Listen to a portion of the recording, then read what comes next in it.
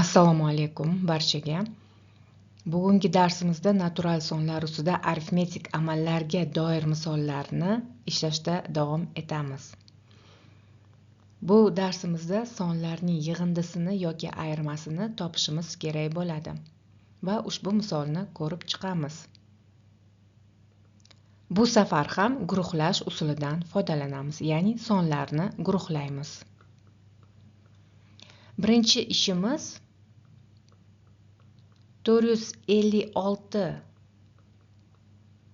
soniga 114 ni qo'shamiz. Bu sonlar bizlarda ketdi. 6 ga 4 ni qo'shsak 10 bo'ladi. 0 ni yozamiz bir dilida. 5 ga 1 ni qo'shamiz 6, dildiga 1 bilan 7. 4 ga 1 5. Ikkinchi ish 225 soniga 570 ni qo'shamiz.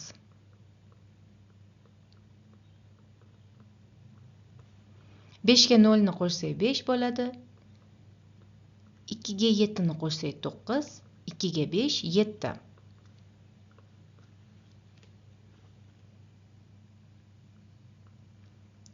Va oxirgi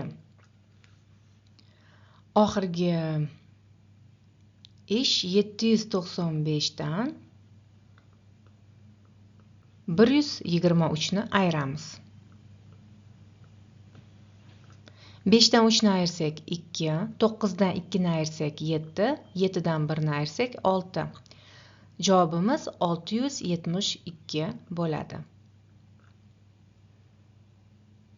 E'tibor bering, biz avval yig'indini topdik va oxirida ayirmani amalga oshirdik. Ikkinchi misolni ko'rib chiqamiz. Bu yerda ko'rib turibmizki, 5 xonali sonlar bor, 4 xonali son bor va 3 xonali sonlar bor. Sondagi raqamlar soniga qarab guruhlaymiz. Ya'ni birinchi o'rinda 5 xonali sonlarni qo'shib olamiz alohida. 12789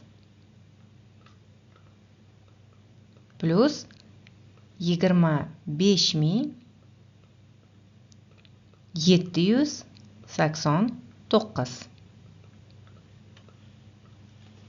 9 ga 9 18, bir dilda 8 ga 8 16, 17 qilib yozib olamiz.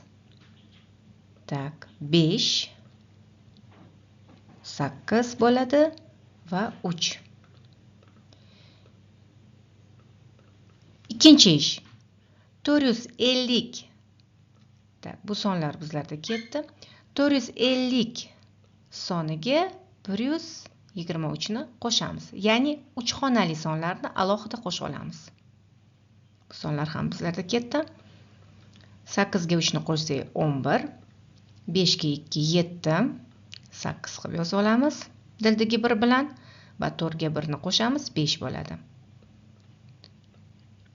Uchinchi ish 1289 ga 581 ni qo'shib olamiz.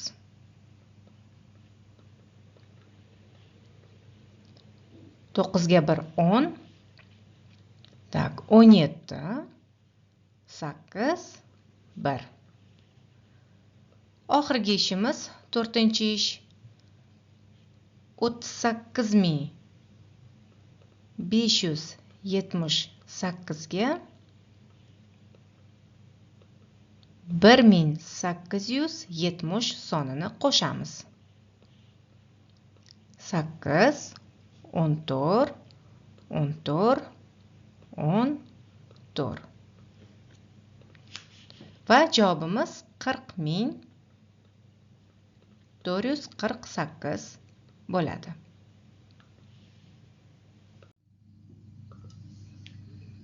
Keyingi misolni ham ko'rib chiqamiz. Bu yerda ham sondagi raqamlar soniga qarab guruhlaymiz. E'tibor bering, mana bu son va bu son manfiy sonlar hisoblanadi. Shuning uchun bu sonlarni yig'indisini topib olib, oldiga minus ishorasini qo'yib qo'yamiz. Ya'ni birinchi ishimiz 1236 soniga 1256 sonini qo'shamiz. 12, 9, 4, 2 va albatta minus ishorasini esdan chiqarmaymiz. Keyingi ish. 5999 soni ham manfiy son hisoblanadi. Shuning uchun bu songa bu sonni qo'shib turib, yig'indisini topib turib, minus ishorasini qo'yamiz. Bu sonlar bizda ketdi. 2492 ga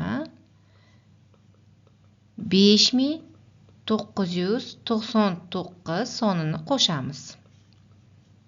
11, 19, 14, 6, 8 va minus ishorasini qo'yib qo'yamiz. Bu son ham ketdi. Endi e'tibor bering. Bu son bizda manfiy, bu son esa musbat. Ishoralarga e'tibor bermasak, albatta 8491 soni 5731 sonidan katta hisoblanadi.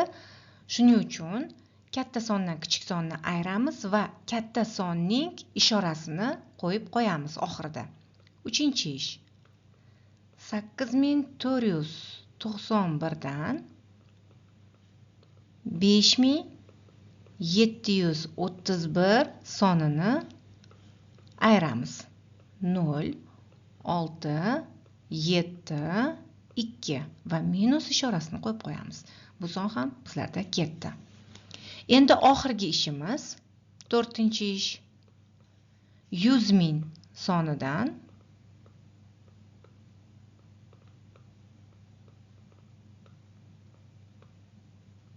2760 sonini ayiramiz. 2760 sonini ayirib qo'yamiz. Chunki bu sonlarda ham ishora har xil. 100.000 bu musbat son, 2760 soni manfiy son hisoblanadi. Shuning uchun katta sondan kichik sonni ayirib, katta sonning ishorasini qo'yib qo'yamiz. Ya'ni javobimiz musbat bo'ladi. Musbat son bo'ladi. 0, 4, 2, 7, 9. Javobimiz 97240 bo'ladi.